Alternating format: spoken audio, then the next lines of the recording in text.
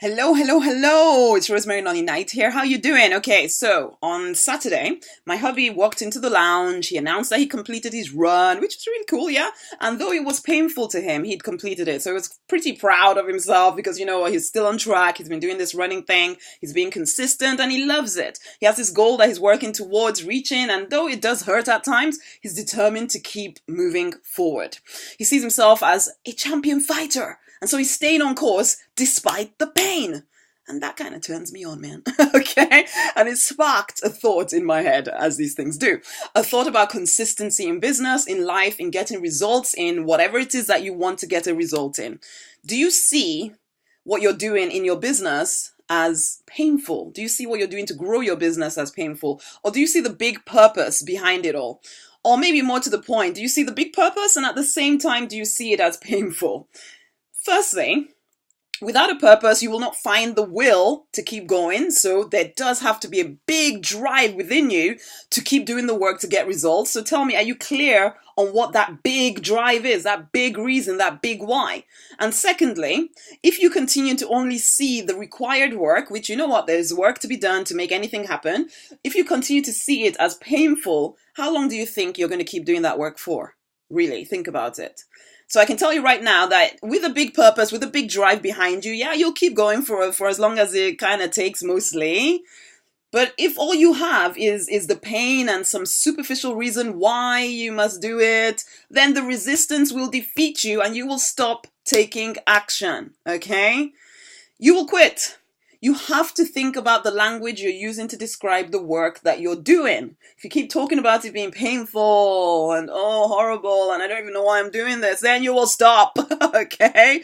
Because yes, it can be painful. So I'm not saying that sometimes it doesn't feel a little bit painful. It can be painful or it can be exhilarating. So I would rather use the word exhilarating than painful. It can be challenging. Oh yeah, it can just be painful.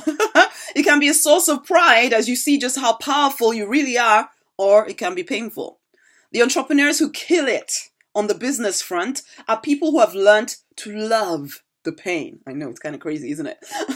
They've learned to feel powerful and exhilarated and challenged despite the pain. And you don't hear them talk about pain. Oh, no. You hear them talk about doing what they love. Okay? And if you're not used to this, you might think there's no pain in the love. And so you go join them to make money doing what I love. But then you come up against the pain of actually doing the work that you love. And you think that you're doing something wrong. And so you quit. But honey, the pain gives birth to the dream. It's like a mother who goes on to have child upon child upon child. Yes, it's painful. The whole childbearing thing can be pretty darn painful. But the goal is worth it. The child is worth it.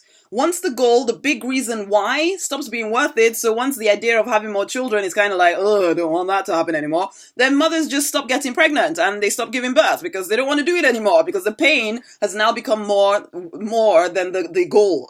Okay? Same with you. Is your big reason worth it? If you listen to a mother talking about the process of childbirth, yeah, there are some graphic details as everybody tries to tell their birth story and all of that stuff, but it fades in the light of the new child. You don't even really completely remember what it felt like physically.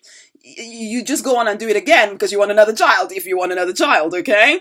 So if you speak to us, however, when we're in the middle of giving birth, we're likely to skin you alive for distracting us from the work of giving birth. Again, same with entrepreneurs that make things happen. They will not be distracted as they buckle down to do the work. They're focused on the goal, on what they're working towards, and they cannot hear you tell them why they should not be obsessed so much with getting where they're going. They're just not listening to you, okay? At least the ones that are focused on their path. They think that you are a lightweight if you are not on the same path as they are. And once success is achieved, they talk to you of doing work they love, of getting to do work that they love. They also talk about, how hard the journey was and still is, but they relish it. They downplay the pain. It's not that they're trying to be deceptive because really, deep down inside, they don't really see it as painful. They see it as exhilarating. They see themselves as powerful creators. And as you begin or as you start to ramp up your journey, you're thinking it's all sunshine and light because you hear people talking about making money, doing what they love until you come across the pain. And in that moment, You get to choose whether you will join the ranks of the powerful creators, or whether you will continue to see it all as painful, and then you'll quit, and then you'll return to your comfortable but fairly dissatisfying or very dissatisfying existence.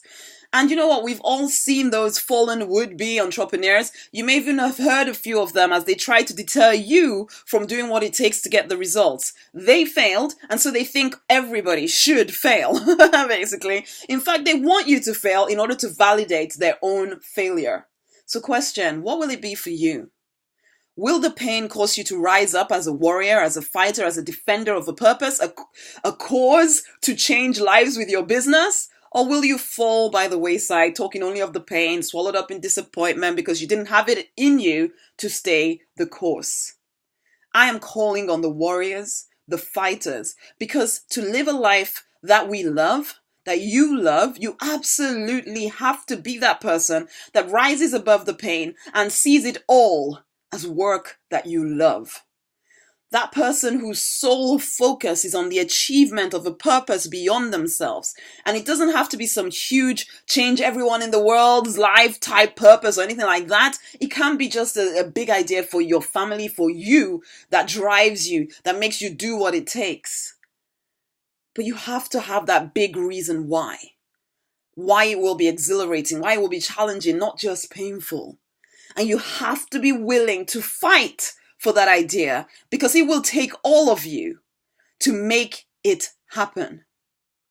So tell me, are you ready to make 2016 great?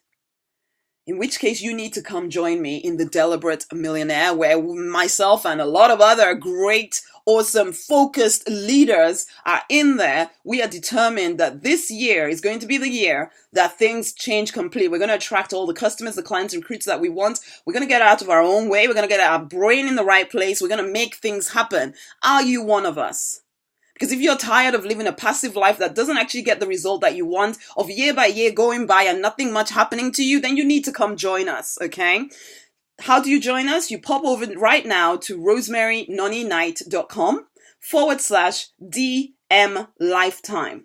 Again, rosemarynonnyknight.com/DM lifetime. You come join us in the Deliberate Millionaire. You get lifetime access to all the programs on sales, marketing, mindset that will get you in the right place to get results this 2016. And then you get to be part of this group where we're all pushing forward.